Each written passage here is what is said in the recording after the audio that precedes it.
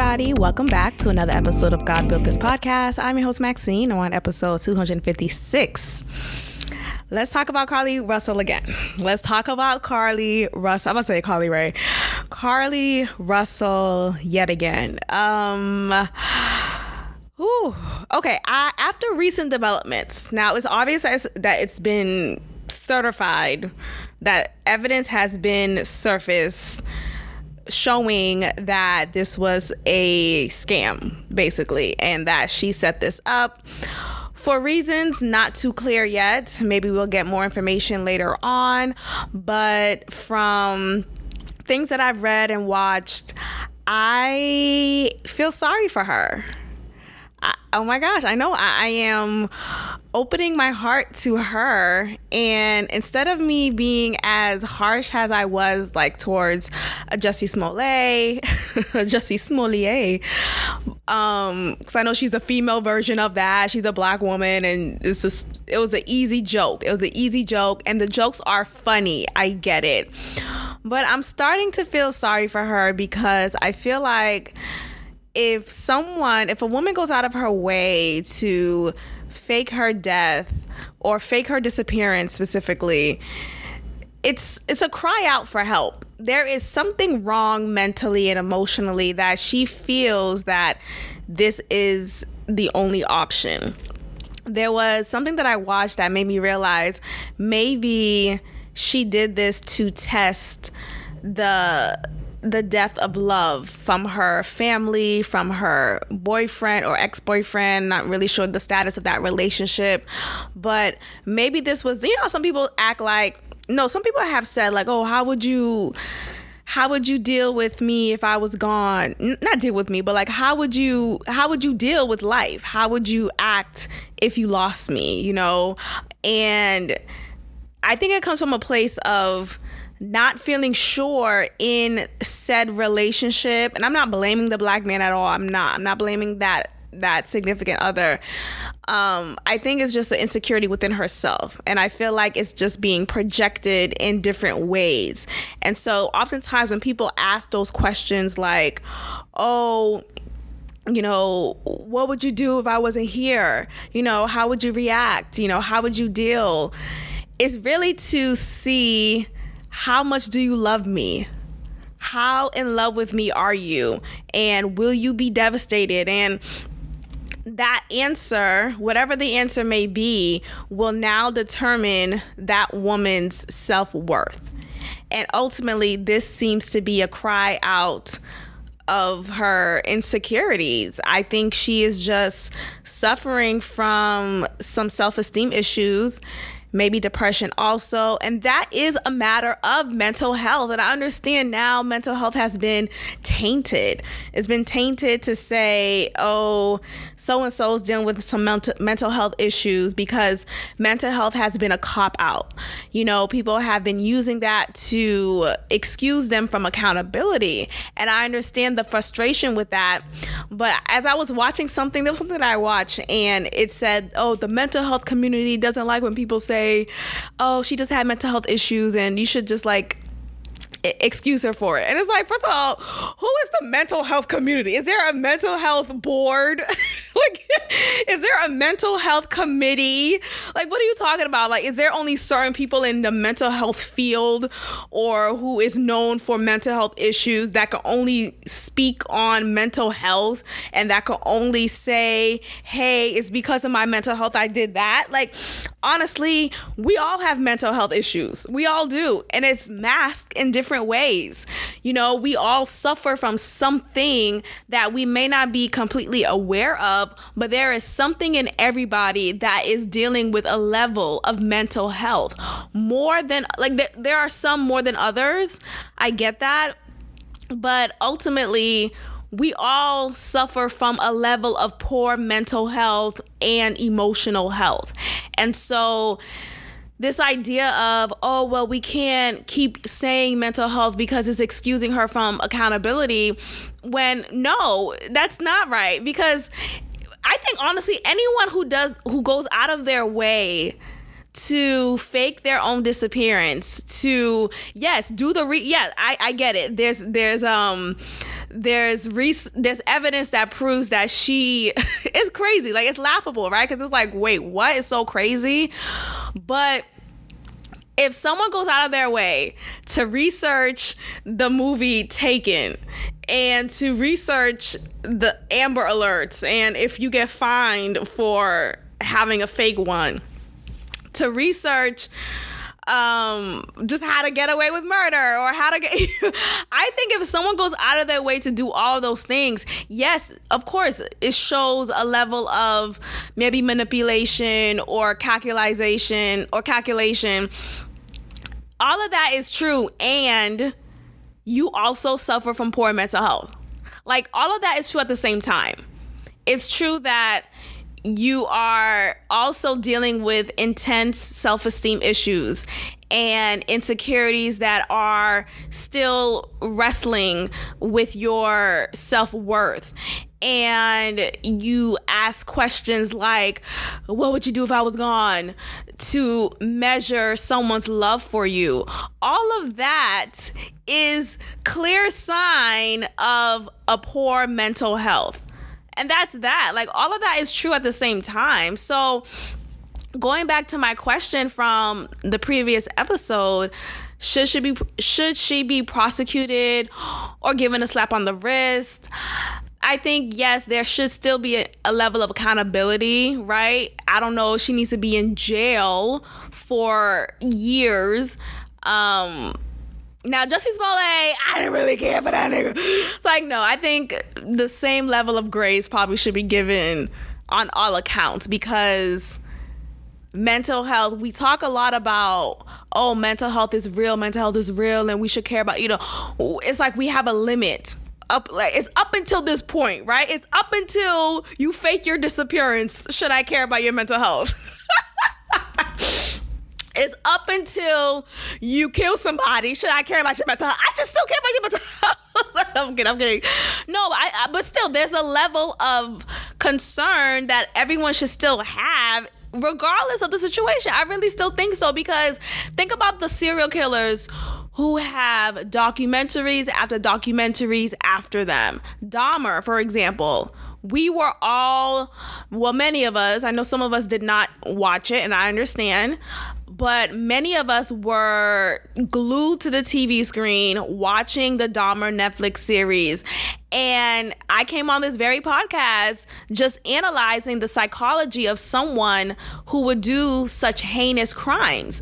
And I, of course, did not condone nor encourage his killings, right? I didn't justify them, but I watched it with the lens of, and I think it was also because of how the show was painted and how it was put together. Like, it was just so well done. So much so that it made me feel a sense of pity, and not even just pity, I would say a sense of, dare I say, understanding for someone like that, right? For someone to be so poorly in his mental capabilities and his emotional maturity, to think that this is the only option. I could understand how someone like that would do that. You see what I'm saying? Like, if someone's in their right mind, then I wouldn't understand how someone's in their right mind would do such a thing. But for someone who's not in their right mind, who's not in the right headspace, I understand how that person could lead to being a serial killer. So, again, when we analyze these psyches of serial killers and rapists and all of these people who do heinous things, is for us to understand how one could become such a character. How can one become a killer? Like, it's important for us to know. It is important for us to know. So I know the whole argument of, well, we shouldn't give these serial killers and rapists and all these people, we shouldn't give them platforms. We shouldn't give them interviews and give them a voice. Don't give the victims a voice. Only everyone should have a voice. I'm sorry, everyone should have a voice. Everyone should have the ability to speak and speak their speech. and say their truth and speak on it. I really do think so, because it is a cautionary tale for us all.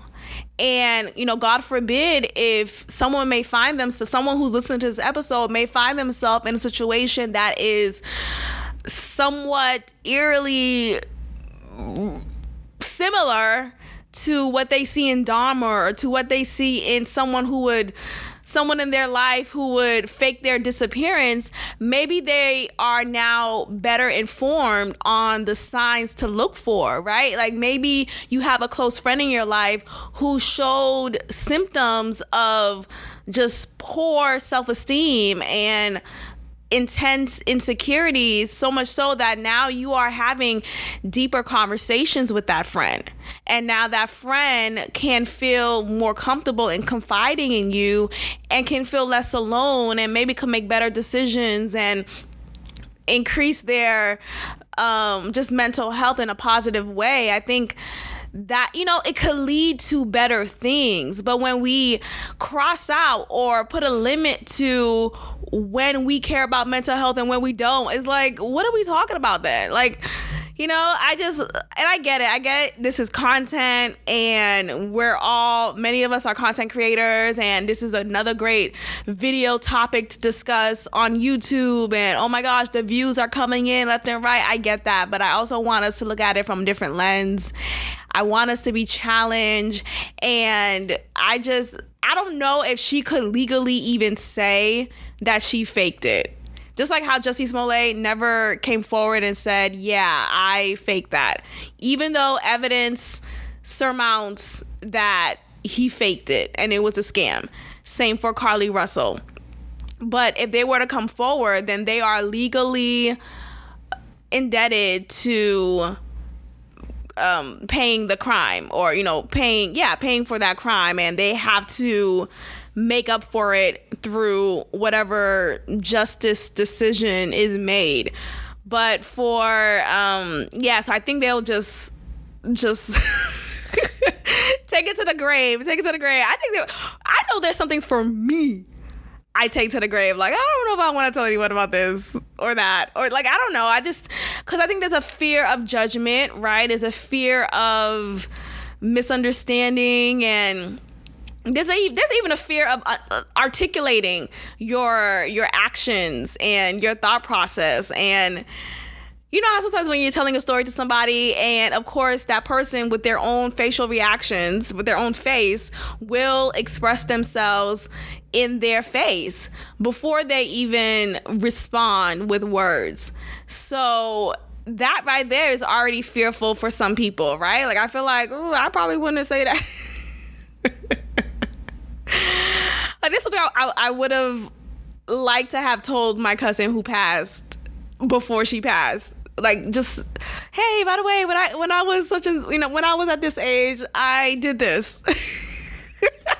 But I said I would never tell her, or it was just it's something so silly now, but I remember not wanting to tell her because I lied to her in her face, and I said, no, I didn't have anything to do with that, or whatever. And it's been so many years now, and it's over now. But the point is, I understand how some people will have to take some things to the grave. And for Carly Russell, she will have to take that shit to the grave. Maybe there's one or two people she could tell. Maybe her parents are aware that she lied and she confided in them, and they decided to keep it in-house, and that's what's up. But for the most part, keep that shit to yourself. So justice for guys. Like, no, I just don't want us to.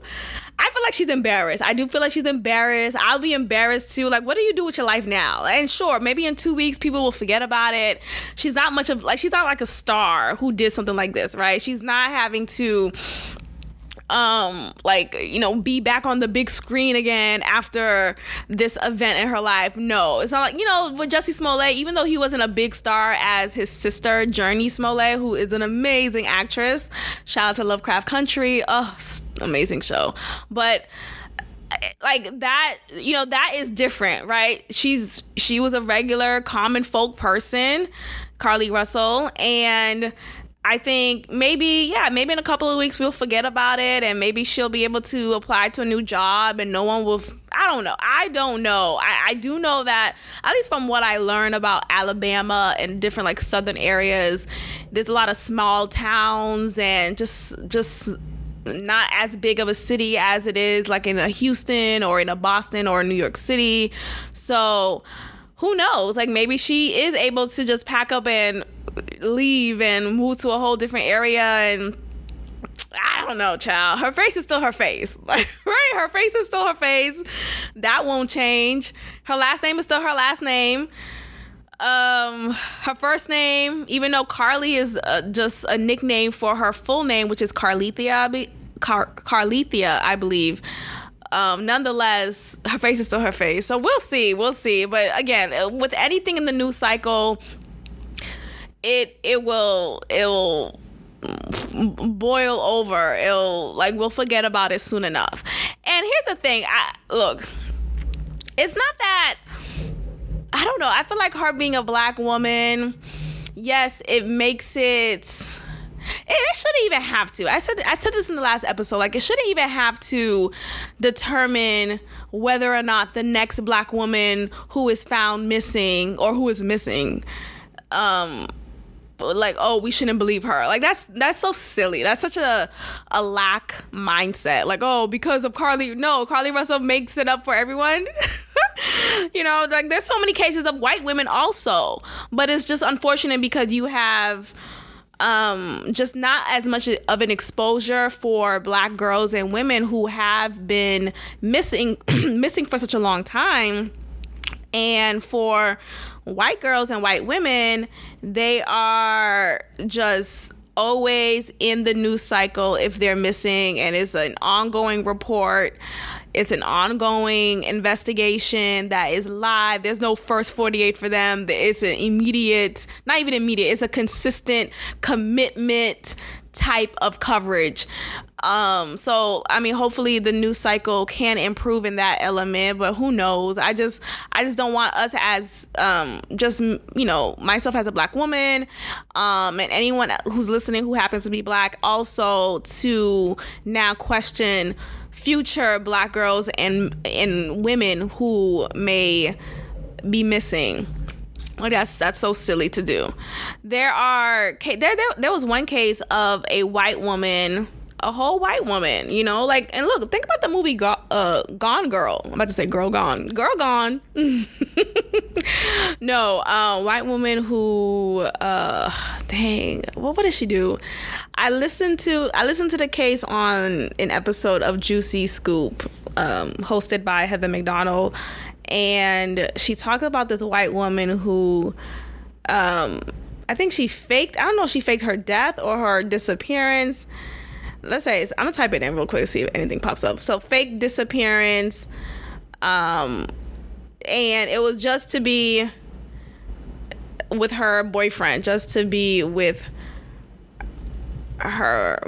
and she was married at the time, and she also blamed two fictional women who in her fictional story, she said that those women were Latinos and were lesbians, and hold on, is this the one? Hold on, let's see. A California woman who faked her own kidnapping in 2016 and fabricated an elaborate tale to tell the authorities, prompting an extensive and costly search for made-up perpetrators, was sentenced on Monday to 18 months in prison. This may be the person I'm talking about. Yeah, it was in California.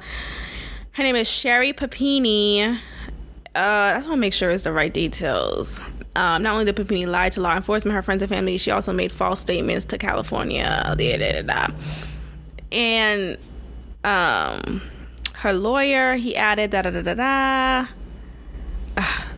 Sorry, it's like hard to do at the same time. But I think this is the case. Yeah, so basically there's so it's not like it's just a black woman thing, and I don't think enough black people are aware of this. I really don't. I don't think I feel like this happens to be just an arrested moment in history in which people only think, oh my gosh, this black woman, how dare she, and it's like women and people, and not even just a woman thing, people in general. There's been many, it's not just a movie thing, you guys. It's not just a Lifetime thing. There are many cases, okay? There's a lot of movies and TV shows based off true stories of people who have faked their death, people who have faked their kidnapping. This is the thing people do. This is a hobby. Hey, what you like getting into? I like painting, I like cooking, and I like faking my own death. Like, this is the thing people do, okay? Get with it. Okay, so let me read this. So Papini was 34 years old at the time. Again, she is a white woman, Sherry Papini. She reappeared 3 weeks later on Thanksgiving Day, having been reportedly freed by her captors that morning, still wearing restraints. So she was very committed to this kidnapping. She hid herself. She had these restraints on her to indicate some more that she was held captive. She was gone for a lengthier time, not too lengthy, but longer than the 48 hours that Carly Russell was gone. And she was committed to it. So what happened? So in August 2020, she stood by her story when questioned by a federal agent, despite being advised that it was a crime to lie to a federal agent. Papini was arrested on charges of making false statements to federal law enforcement officers and for mail fraud. Papini fabricated the story of her abduction. She had reportedly been staying, yes, this is the right one. She had reportedly been staying with a former boyfriend, James Reyes, during the time she was supposedly missing, and had harmed herself in order to give credence to her lies. Like, people do this all the time. I'm about to fake my kidnapping right now.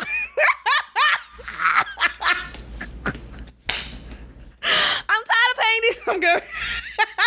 I'm tired of being a doll. I'm kidding. It's a joke. It's a joke, brain. You know, there's a meme or a tweet, something that I read online talking about you have to be mindful of the words that you speak because your brain doesn't know that it's a joke. Your brain, if you keep saying, oh, I'm so dumb. Oh my gosh, I'm so stupid. I'm like, you know, people be saying that so flippantly. Oh, I'm so stupid.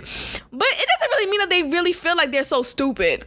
But according to this tweet or meme that I read online, it said your brain doesn't can't categorize, oh, this is a joke, this is real feelings that Maxine feels. And it's like, can we just calm the fuck down? Like, what about comedians who are up on stage degenerating themselves? Is that the right? Not denigrating. Yeah, that's the one. Denigrating themselves. Like, are they? I mean, there's a true description or statement. I wouldn't say stereotype, but like, comedians are always described as depressed. But still, like, let me just fucking joke, okay? I'm not really trying to fake my kidnapping, but I understand.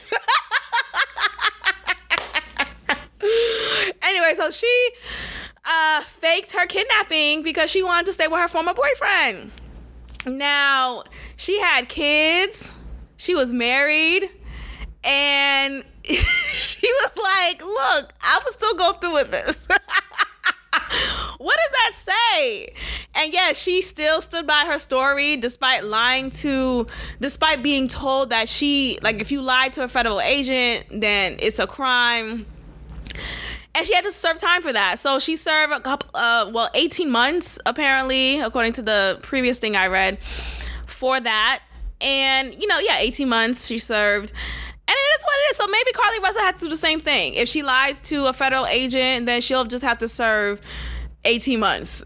but But in the case of these women and just people in general who decide to go the extra mile, the longer length of time to concoct such an elaborate event that is traumatic, it really speaks to your mental health. It really does. And it does make me wonder, are you in your right mind?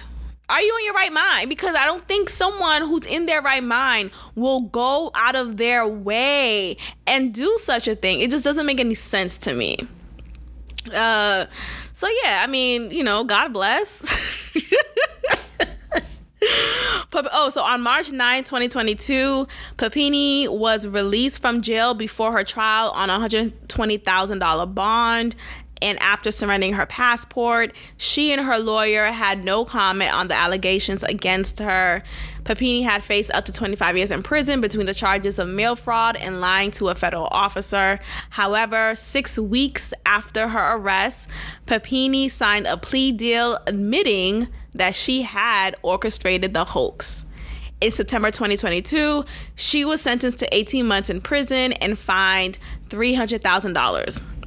So maybe her deciding to finally admit it's according to what it says here, it was a part of her plea deal. So had she not admit that she orchestrated the hoax, then she probably would have served a much longer time. So, I mean, look, God bless. No one died. Like, I think we have to rearrange our thinking when it comes to hoaxes. Did anyone die, though? Did anyone die in Carly Russell's case? Yes, she claimed she saw a toddler, but look, the good news is there wasn't a toddler. There wasn't a toddler at the side of the road on the highway. There wasn't a toddler. Okay? And I think that's something to be very proud of, considering the child sex trafficking ring that's going on in this world. We finally have a toddler who wasn't there and who wasn't sex trafficked. That's good. That's good news. We got to find the light in things. We got to look for the light. We got to look for the positive and just kind of change our mindset. The glass is half full, man. The glass is half full. Okay, let's move on. I'm so full of shit. Let's just change our mindset. Change your mindset, change your life. Okay, there is this trend called, I don't know if there's an actual term for it. I think I heard of it earlier today at the time of this recording, but I'm not sure if it's an official name for it. But basically there's this trend in which real people in real life would go on TikTok and they will play a character, particularly a non-player character, and is also called NPC for short. And an NPC, for those who aren't gamers, who may not be familiar of this term, is a non-player character in a video game. So think of the chatty pedestrians of Grand Theft Auto, or the glitchy shopkeepers and guards of Skyrim. I'm reading a definition here.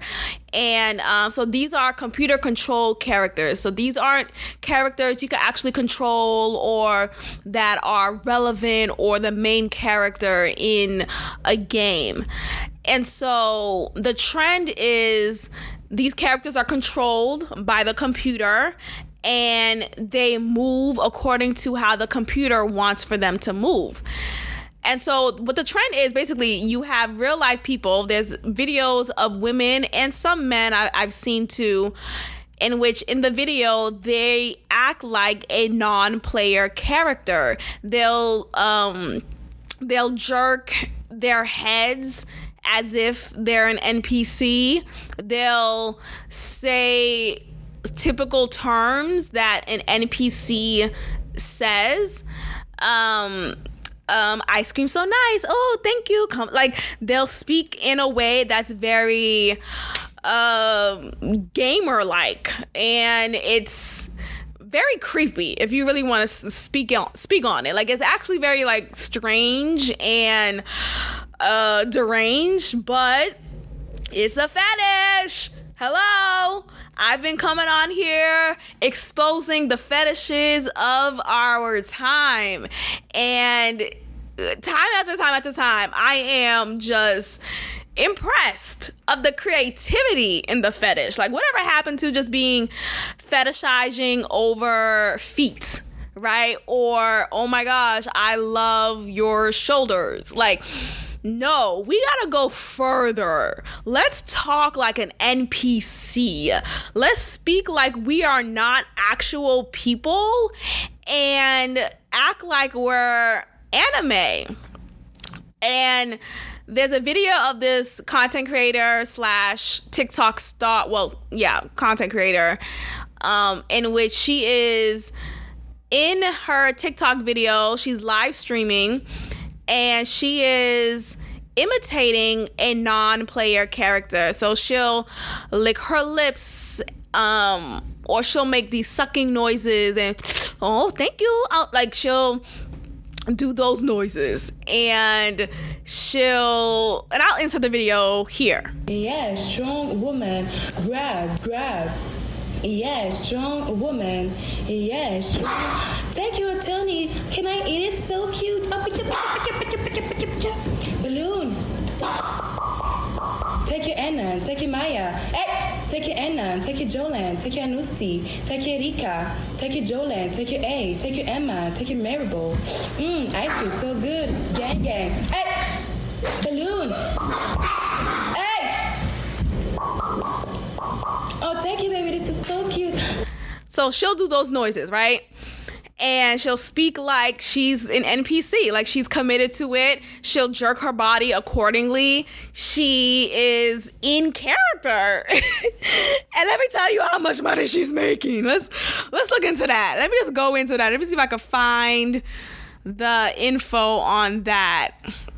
Because a lot of people are entertained, and despite like the fear in the world of like, oh my gosh, we're in a recession and there's no money, there's no jobs, people have money.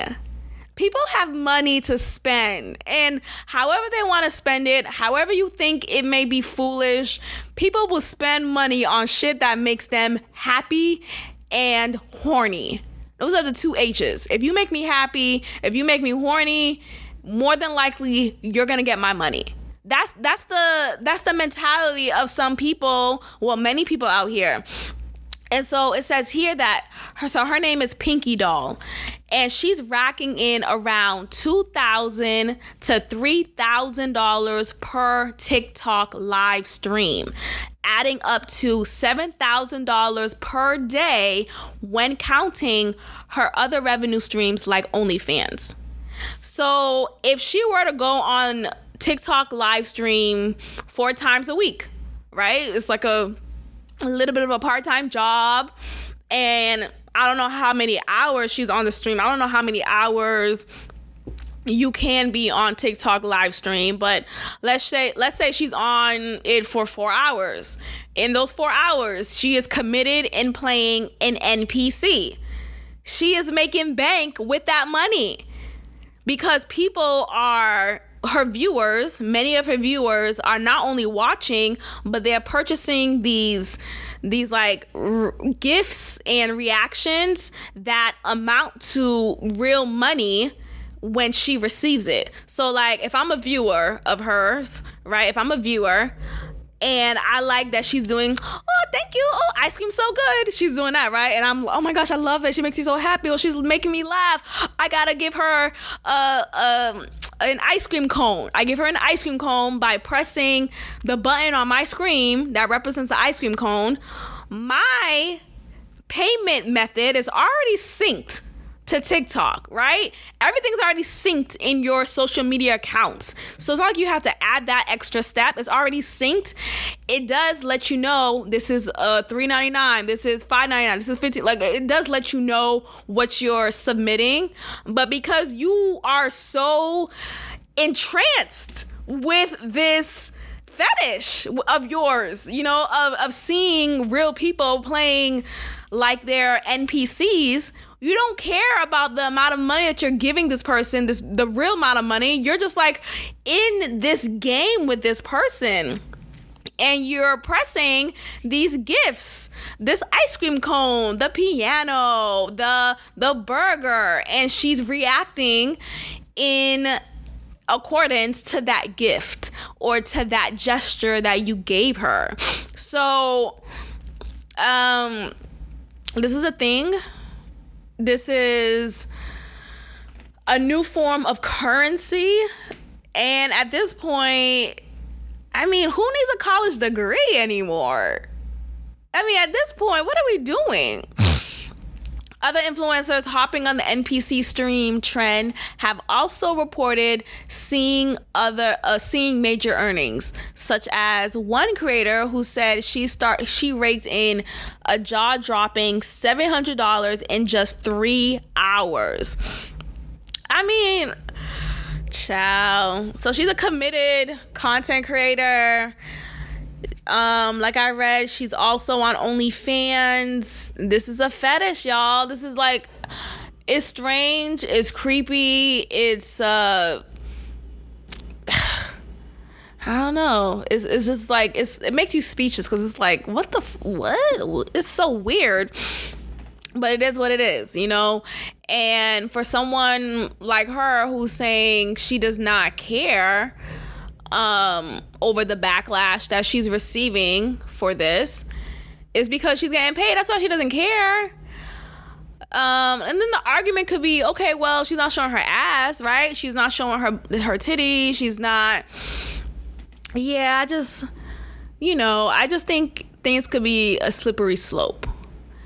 And I feel like, yes, you don't have to make money the traditional way to sleep well at night. I'm not trying to pigeonhole anyone. I'm not. I just think when we're doing something kind of like outrageous, it's like, I don't know. But I mean, to each their own. I'm not here to judge. I'm really not. I just find it fascinating. And I mean, she may not be showing her ass on TikTok, but on OnlyFans, I'm sure she probably is. So either way, God bless, child. God bless. Okay, so we talked about, keep on getting these emails, dog. Like, what? Okay. We talked about Carly Russell. We talked about the TikTok trend. Okay. Snow White is getting some backlash. And I'm a little confused because what are we talking about? You know? So let's get into it.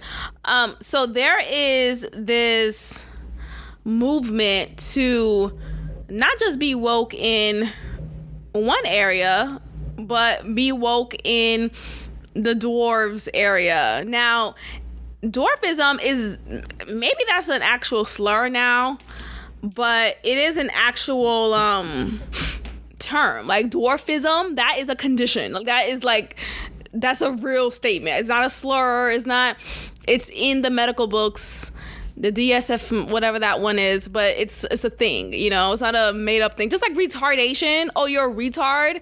That's a real thing. It's a scientific, it's a actual condition. It's not a slur. But of course, people make things what they want it to be and transform the meaning. And now, yeah, it's used as a slur, but like, if you're a fucking retard, you're a fucking retard. Like, what are we talking about? But anyway, so there is, you guys know, I don't watch Game of Thrones. I'm not a Game of Throner, but the only small person or little person, because I know the M word is a slur now, so it's now little person, and he probably doesn't like being called a dwarf, even though he has dwarf. Like, he's a dwarf. What are we talking about? But Snow White and the Seven Little Dwarfs, that is the actual title of the movie. Now, who knows if it's not going to be called the Seven Little Dwarves anymore? Anyway, the point is, going back to Game of Thrones. Did I say Thorns earlier? I don't remember. Anyway, so the only little person that we are all very familiar with is the one from Game of Thrones. His name is Peter Dinklage. I don't know what was his name. What is his name on Game of Thrones, as I did not watch it. But this is a little person who many of us are familiar with as far as little person goes in Hollywood. And he is calling out the live action remake of Snow White and the Seven Dwarves. He feels like this is not progressive and finds it to be hypocritical. He says, quote, he says calling the use of dwarves, quote, effing, excuse me, I want to stop swearing too much on the podcast, so I'm doing my best. He calls it effing backwards. He says, let's see. No, okay, so first, so he says that, right? In response, Disney said the filmmakers will be working with culture consultants to improve the story. Disney said, quote, to avoid reinforcing stereotypes from the original animated film, we are taking a different approach with these 7 characters and have been consulting with members of the dwarfism community. We look forward to sharing more as the film heads into production after a lengthy development period. Dinklage, the little person I'm talking about, he's also famous for his role sing of the casting of West. Actually, no, I don't know, but yeah, he's y'all know him. He says, quote, literally, no offense to anyone, but I was a little taken aback when they were very proud to cast a Latina actress as Snow White, but you're still telling the story of Snow White and the 7 dwarves. Take a step back and look at what you're doing here. It makes no sense to me. You're progressive in one way, but then you're still making that effing backward story about 7 dwarfs living in a cave together. What the F are you doing, man? Have I done nothing to advance the cause from my soapbox? I guess I'm not loud enough. Okay, so he's also known for his role in the X-Men Days of Future Past. So this is his gripe. I really don't know what the gripe is. Like, what's the issue? Snow White is 7 dwarves. Like, should they not be included in the movie anymore? Like, what are we talking about? I know we're in this, like, stupid-ass age of wokeism, but this is, like, stop messing up my Disney movies. Enough with the Black Mermaid. Kidding. I had no problem with Little Mermaid. I didn't actually watch it. I don't know. I didn't really watch it. I have no problem with it, though. I'm just making a joke. That was a joke. That was a joke, brain. That was a joke. So the critique with dwarves, because I'm trying to understand his argument, and the critique with it is that there's a stereotype of short or small people, of little people, that they're just, I guess, creepy. What else? They're like in the woods. Hold on. Stereotypes. I'm going to hell. No, I'm not. Of little people. That they're creepy, they're not trustworthy. What else? I don't really know what the stereotype is. So what is it about raising awareness? I'm trying to find something that could tell me what the stereotypes could be. Okay, let's see. Okay, so I'm reading something that I just popped. Okay, so weird, incapable, creepy. Yeah, okay. Unathletic, childlike, clumsy, entertaining. Excuse me. They have low self-esteem, they're quick-tempered, and they're humorous. I mean,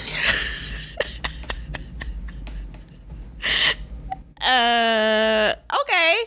Look, sure, not everyone is a monolith, right? Not every group of people is a monolith, but come on. I think some of these traits are true. I think okay, let me just be honest here, because the little people I've seen on TV do host these traits, right? Do demonstrate a clumsy trait, childlike, humorous, quick-tempered for sure.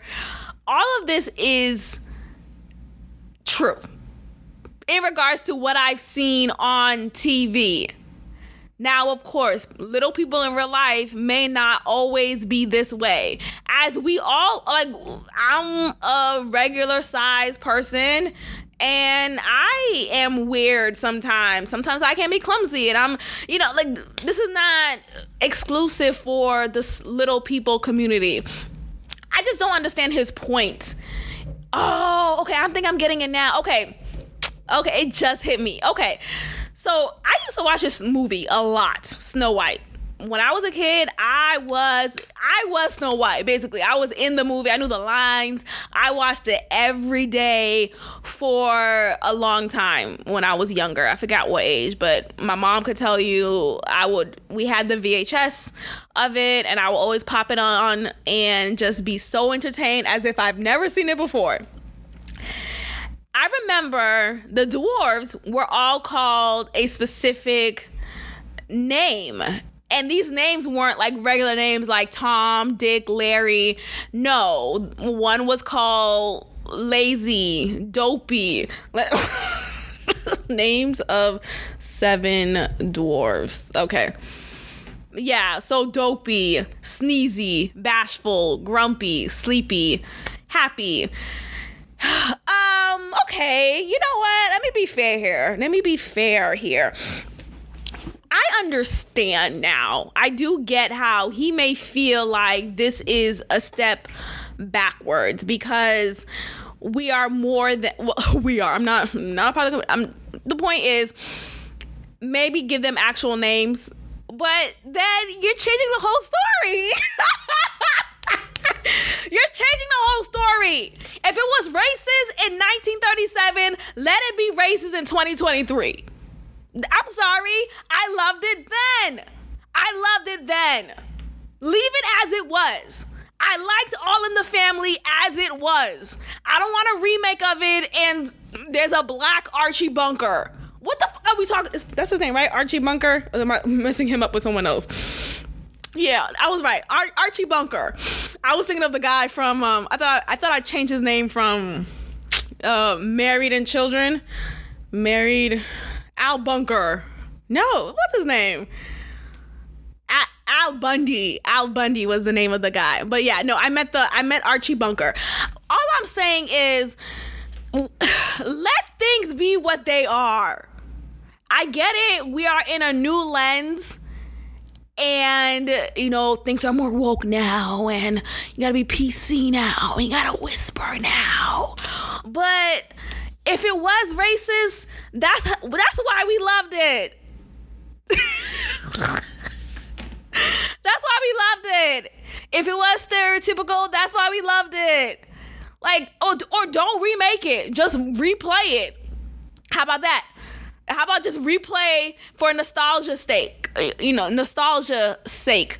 How about we just replay it? Because you're messing up my childhood, man. Let bashful be bashful. Let sneezy be sneezy. Let dopey be dopey. And sure, it may encourage stereotypical ideas and thoughts of dwarfs. But so what? Let things be what they are. You know who you are. You mean to tell me Snow White has defined your life? No, I'm really dead ass though. Like, I feel like sure he's accounted for, or like he's what's the word? I understand why he may feel how he feels, basically. Like, he's entitled, he's well within his right to feel how he feels, considering that he is a dwarf himself. But stop. Leave it alone. Let's let things be what they are, dog. Like, I hate when people try to just backtalk the shows from the past that are certified classics. But now that you have a different eyesight and vantage point of the show from 1962, you're looking at it like, oh, this was a racist ass show. I don't care. I still wanted Archie Bunker to be my neighbor.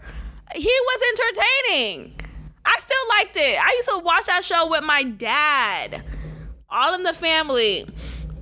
Okay, so like, I don't care, and I'm a black woman saying that, and it's like, it is what it is. Like, I remember being out with a former friend of mine years ago when we were friends, and we was at a bar, And she's like this, she was this, I don't know if she's changed, but she was this very super militant type of black woman in which she called, like, there was racism everywhere. It was a fucking, you're racist, it's like, girl, relax, dog. Like, you're not a victim today. It's okay.